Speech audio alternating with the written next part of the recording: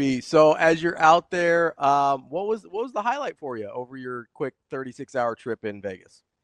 How about Coach Rhule just dropping chicken nuggets, right? I Yeah, mean, I'm a big chicken um, nugget guy. I, You know this about me.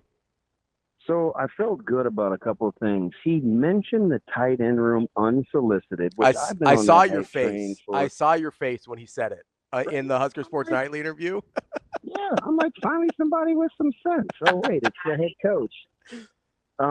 And he validated you, On my D talking D line. line. Yep. He said, yeah, he said, that's the last thing I worry about. They're gonna be. He Um, called them hell on wheels, DB. Listen, they are so stinking athletic. Like they can move. The other thing was, how about the duality in his message of how good a job it was based on where he's gonna leave it versus kind of letting you know it's all about how you perceive it. Yeah, it wasn't a great job. Wasn't a great job when he took it. But guess who he took over for? The guy that said he didn't want the job. Yeah. So it's like he is very, very thoughtful in terms of what he says. So in one vein, he says, I don't know, everybody's mad at Frost, but Frost was right. Wasn't a good job. And he took over for the guy that said it wasn't a good job. And he's also on the verge of maybe making it a great job, which is what he said. So there was a lot of messages in what he was saying. But at the end of the day, my gut tells me he didn't appreciate that becoming a news story in the last handful of weeks. Yeah. DB, just kind of on that same note, too, we were talking earlier this morning about how he talked about Dylan's recruitment and why his pitch was not like the legacy and everything else that could come with you building back Nebraska. It was about it being hard, that it was going to be difficult. Yeah. It was going to be a challenge. Yeah. There's a part of that where it doesn't just feel like it's about Dylan and Rhule's relationship and that's what he's recruited. It almost sounds like that's what this whole team in year 3 is about. It's that, listen, we've been through that. We're ready to take the next step together, and we're kind of done dealing with the competitiveness of it. But there's also a part of it, too, where I had said it, that it almost feels like Rhule is almost appreciative of what happened the past couple of years because that means that this reward is going to be worth it, and they've earned what they will get this year should it end up where, at least where Ravi thinks and where Rhule seems to think it's going to. He did mention double-digit wins, DB. That's all I'm going to say. That's all I'm going to say. Yeah, listen. I hate admitting anytime Austin is right, but I'm in complete agreement because I talk about the consistency in his recruiting pitch all the time, right? Where even if when they win, he's not going to have to change it. It's still the thing. It's, hey, this is a great place to be.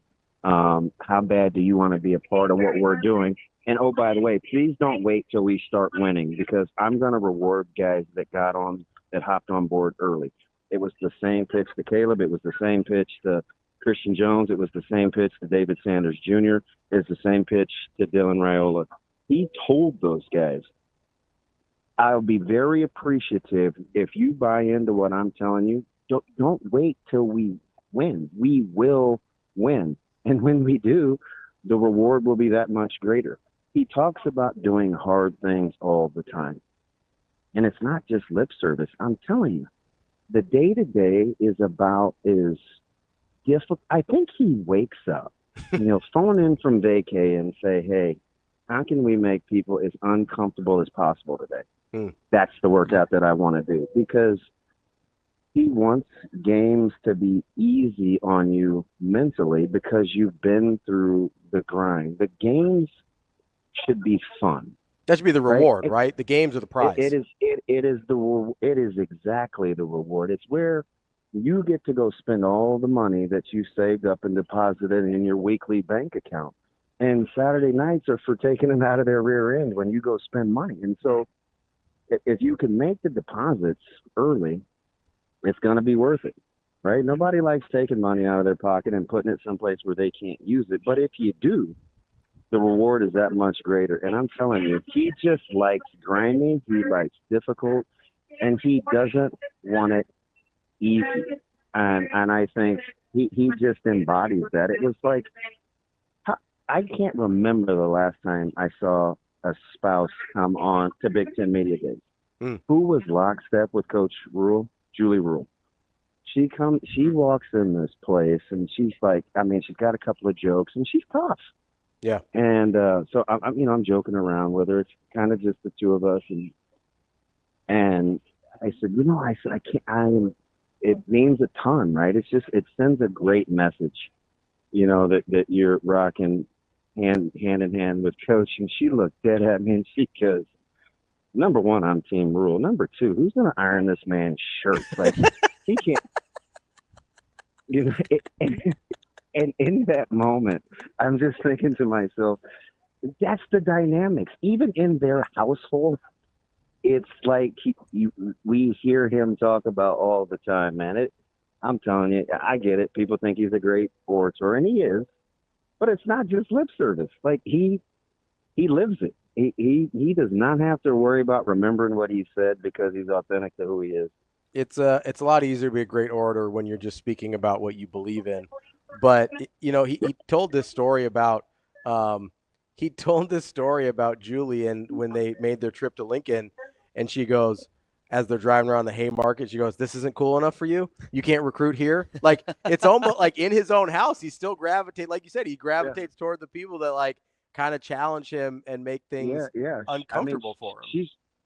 She's just giving it to him, and he and we're yucking it up, and he got ready to, I don't know, he did a bunch of side deal things, and we're trying to tell jokes to each other in the meantime, and he got ready to walk off, and I said, "Hey, those collars look nice and pressed. They look great."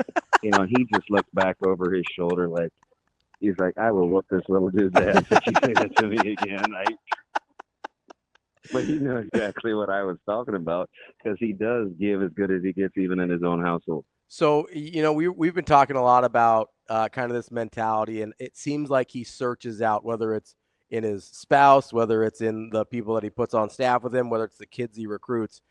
It seems like he searches out people that want to go through the muck, that want to go through the pain of Iowa to get into the reward of what comes next.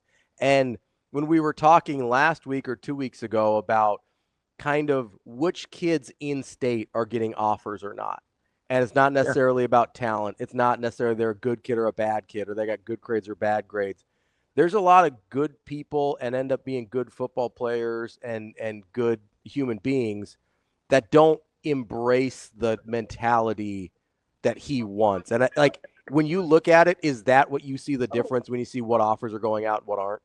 Yeah, listen, I could give you firsthand stories, right? Because I've heard a lot of them, whether you're national or you're local.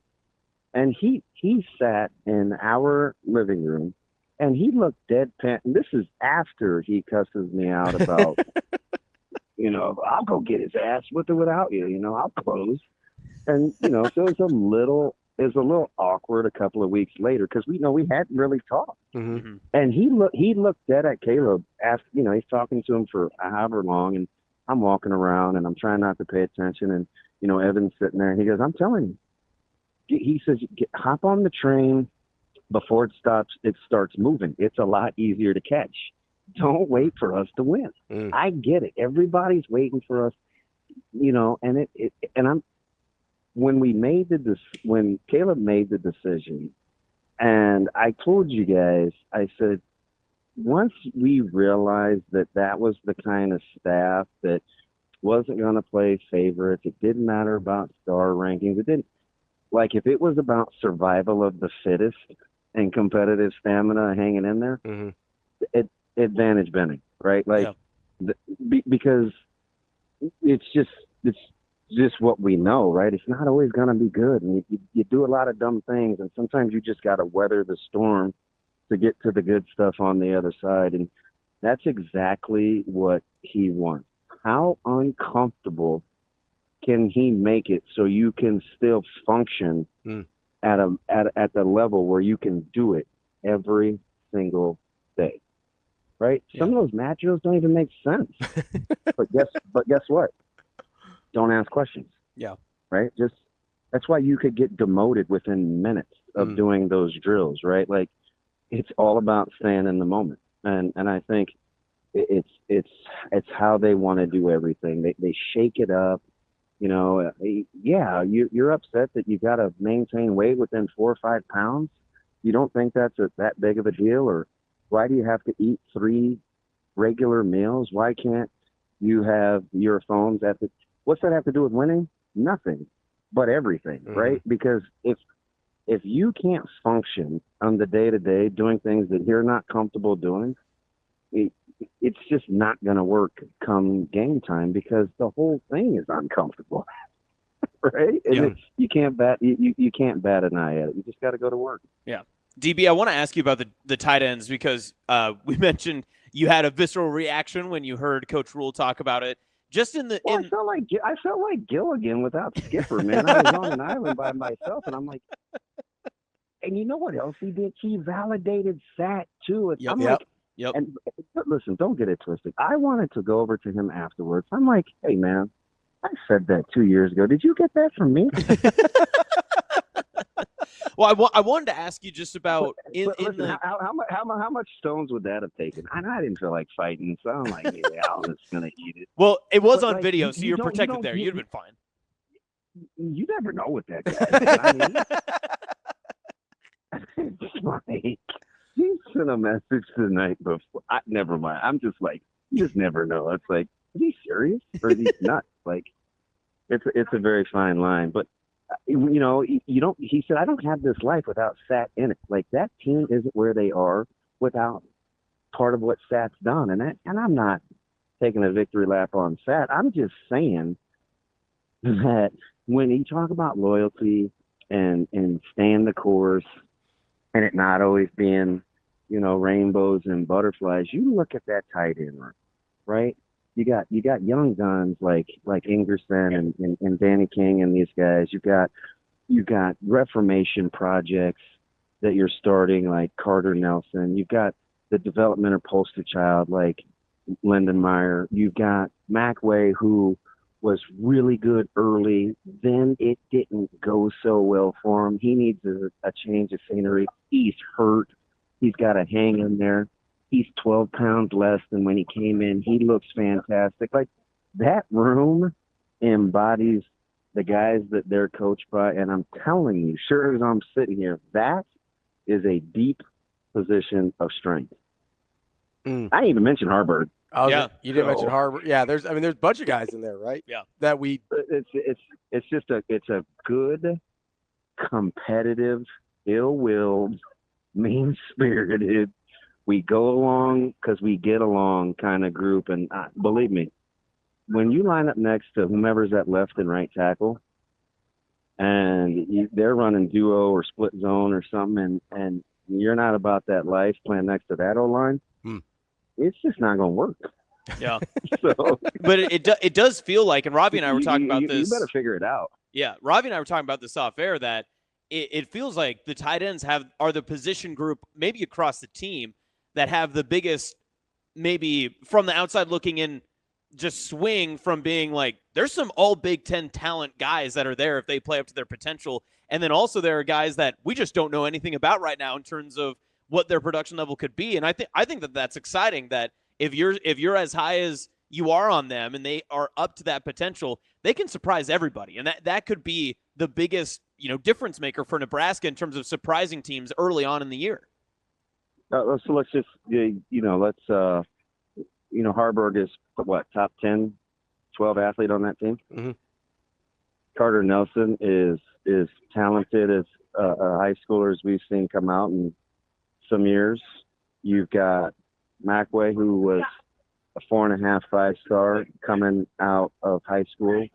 You get a guy like Lindenmeyer, who is going to get paid to play and has paid the price for his development, has become a leader in that room. You look at a guy like Ingerson, who goes, 6'6", 260, who's is just a natural. Like when you look at that room, there's just a lot of guys that are capable of being good. And right now, for a handful of them, sure, it's potential. But given the track record, right? Forkerture, better when he left than when he got there. Fedoni's being paid to play on Sundays. And again, Lindenmeyer if he's not the poster child, he sure is a picture on the collage of development and paying the cost to be the boss in that program. If the track record is anything like what it has been, the potential is what you get excited about. So, DB, you mentioned about Markway losing some weight and looking really fantastic. We've mentioned that with Dylan as well, kind of getting his body right. There's been some he guys, sensational. yeah, like he looked really like lean and trim yesterday, which was good to see. But there's some guys that have been getting the work done on their weight in the opposite direction too that caught my eye. Steve Merrick and our guy Tim Verghese from Inside Nebraska put out some numbers yesterday. And some of the ones that really jumped out to me were guys that are freshmen. I know you're number one. Well, Keona at 275. Yeah. 100%. Yeah. Oh, good. Like, let's go, baby. We were talking yesterday. I was talking to KC, and we were just kind of sitting out in the lobby about looking at some of the other teams' guys and stuff. And I'm like, can you imagine if the Williams Inwinari and Keona Davis and Riley Van Poppel are actually good players? Like, let's say they're good. Who's not telling those guys to get off the bus first? I go, hey, you guys go first, and we'll follow behind. And you'd be like, damn, those look like Big Ten defensive linemen, right? They look like Tyreek. They look like fellas that can play. Mm-hmm. So again, they got a lot of options there. A lot of guys that paid the price. And you're right, there are some young bucks who the freshmen that made this list are I'm stunned by a couple of their weights. One was Jeremiah Jones, the wide receiver at 225. That's a huge wide receiver. Yeah, he's a interesting puzzle piece because he's one of those guys. I kind of put him in that category of the Donnie Jones, the Calebs. They're really good young guys that can play, but they're playing behind other good guys, and it may just be time, right? Because Quinn Clark and Keelan Smith aren't going anywhere, right? But you do have guys that came in at the wide receiver spot that give you like, I think we got something there. But then you look at the group and you're like, well, there's Hunter, there's Bonner, there's Key, there's Barney. So it's just part of the process. But they definitely have some young guys that what do I always say, Ravi, from day one? If you just do what you're told, don't throw your vitamins in the trash, get your meal, get your post-game recovery, get to recovery, and lift.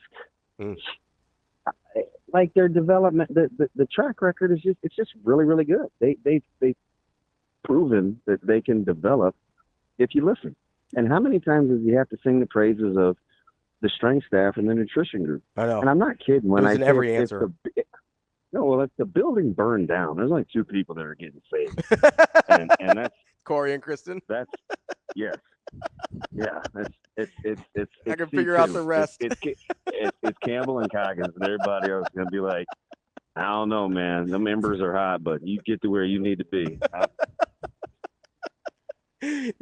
So the other ones that really caught my eye, I couldn't believe Malcolm Simpson's tipping the scales at 285. Yeah, he's a long arm dude too. It's like you look at him and you just start to envision what you're capable of, and you start putting them with the strength and conditioning staff and elite level teachers like Nebraska has along the D line. Because I'm fairly certain Dave Braden's got a good track record of working with D linemen. I think so. And so again, if guys just do their job, I mean, it's hard not to be excited about potential. Because being good at football is all about development, and it's probably been the one area that has eluded Nebraska for so long because they haven't really known what they wanted the final picture to look like. So, some guys grab chalk, some guys grab crayons, some guys grab pencils, some guys grab the Sharpie. Like everybody is using the same medium to get to where they want to be. And I think the finished product of development is that much easier when you know what the picture's supposed to look like. The last one that really popped out to me, a guy that also changed positions, which I know is interesting, is Isaiah Mosey at 210. Like at 210, that's big enough to play right away. Yeah, so you know the funny thing about him is he defies this is a personal nugget, right? You want to know how the sausage is made? Yeah. You look at his frame, he's thick, right? His shoulders are like almost the same width as his waist. And usually you want kind of tapered guys, right? Because the tapered guys are the guys that give you the most wiggle for the most part. Like LP was a monster, but he still wore 34. He still was a 34 waist. Yeah. Right. Like that's pretty fantastic to be a at that size. 46, a 46 sport coat. Right. If you can kind of figure what I'm saying. Yeah. Yeah. And when you watch Mosey's wiggle, it's like, he's really good with the ball in his arms. He's a good natural runner. Now, as far as like lateral lead steps and looking like an I formation back and all that other stuff, that will come. But when you just talk about movement with the ball under his arms, he can make you miss. It's like, did you see Makai Nelson's weight? I'm surprised you didn't bring him up. He's another guy that I had him at 190. Is he still there? Yeah. Okay. But I mean, that's good for him though, right? Yeah, I mean, he had to be a 177, 180 pounder. And he doesn't have a huge frame, so it's good to get up to 190 for him. Yeah, and you know what? Another good natural runner. I need to. That's definitely one guy that's on my bucket list. I got to get down to Lincoln. I want to spend some time with him before camp. But he's again in that room. It's very, very, very competitive. Right? They get along really well, and they have a tough-minded coach. But when you have an incumbent that is still relatively unproven, don't think the young guys don't see opportunity. But also, if you're Emmett, let's not act like he can't transition from being the hunter to defending being the hunted too. So he'll elevate his game. You look at his biceps and the weight that he's put on. He looks like a guy. He looks like a guy that wants 20 carries a game. Now, will he get there? Well, we'll see. But it certainly won't. That room, if it doesn't go the way people want it to, it won't be because they spent the off season picking daisies. That ain't what happened. Well, one of the big headlines from yesterday was when Dylan had kind of one of his side session stand-up deals. You know, people, I can't remember who asked the question, but it was, I think it was Kruger. Oh, okay. Yeah, Kruger here that said, hey, what's the goal for this season? And Dylan goes, it's a national championship. And I know that catches people a certain way based on where Nebraska's been as a program. But as a competitor, when you hear that, like, you have to love that he's not pulling any punches, right? Yeah, it's fantastic. And that's the way that they think. And it's if it's not to a man, it's pretty close. Because remember, I think it was you guys I was talking to when I said clearing the hurdle of the bowl game and getting that monkey off their back, even though it was, listen, it depends, however much you want to minimize it, they couldn't pull it off for 8 years, right? And you're the butt of jokes, and it was important for that team to get over the hump. And I said, you go from what's next to what's possible. Like once you get that monkey off your back, it's not what's next because you did what's next. What's next was, hey man, we got to get to the postseason. Yeah, it'd be nice to play in a game late in December for once, guys. Once you cross that off the list, the mind shifts. We got that done. What's possible?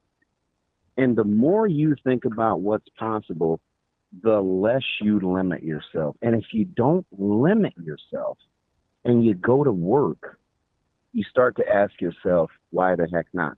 Like that's where you got to get. And I think that's where they're trying to get. I mean, I listened to Signetti yesterday say, No, they said, hey, what's next? You ended the season on a loss, to Notre Dame. Is that mission accomplished, or do you feel bad? And he's like, listen, what coach says to a team, hey, we want to go 12-2? You want to win them all. Mm-hmm. So if he says that, and everybody's like, ooh, cool, that guy, ooh, I'd play for him. Like, why can't players think that way? I get it. You got to go from 7. You got to go +5 minimum in the win column to even feel confident that they're not delusional. Mm-hmm. But it starts with the thought process. It starts with the mind. The mind can go way further than the body ever dreamed of taking it. And if they subscribe to that, and you get your body ready, and you come with a sharp mind, it kind of can be dangerous. DB, one last thing for you before we let you go and get on your flight and get back home here. I just saw a guy wearing a Kershaw jersey. Would it be weird if I was like, "Hey, man"? Yeah, go dap him up. I was not asking for it. No, yeah. that is weird. That is weird. weird. DB, Yeah. you can't do that. You guys ask people for their shirts. That's weird. Hey, sir, can you walk around this airport without a shirt, please? No, he was holding it. I don't know. Maybe. Oh, okay. Maybe he was looking to give it away. You never know. You never know. That's true. Maybe he had to take it out of his luggage because it was too heavy, and I was like, now what do I do with this? Yeah. You guys are killing my buzz. One last thing here, DB. You kind of mentioned, as we're talking about the depth and the competitiveness in these certain rooms, but they also get along so well. Like, if you had to kind of boil down development and becoming great into just sort of one thing, like being competitive and still rooting for each other, like, would that be it? Yeah. That's what makes the skin of my hair stand, the hair of my skin stand up. Is again, I say this all the time. I didn't cheer for LP because I wasn't competitive. I cheered for LP because we laid it on the line together in that room, and we had a common goal of winning. And it wasn't natural for me. Hey, Clinton, go get him. Hey, Lawrence, go get him. Hey, I don't know about D'Angelo, but hey, such and such, go get him. I'm kidding. I'm that maybe. I'm at an airport. That might not have landed well. Oh, you get my point. You get my point, right? It's like when you can do that, and there's a common vision and kind of unity of purpose, and you're already good workers. If those guys can be like that, right? I mean, Caleb's going to have to cheer for Buford, and Donovan's going to have to cheer for Caleb, and Amari Sanders is going to have to cheer for Jeremiah Charles, and Con's going to have to cheer for Marshall, and Marshall's going to, when you can start to do those things, and know that you're moving the ball forward, it's a beautiful thing, because shared purpose, there's more joy in it, right? It's just you go from happy, because happy, I told you this, stems from what's happening, to joy because you're seeing other people flourish. You just can hang in through tough days longer and a little easier when you graduate to joy. Joy is other-centered.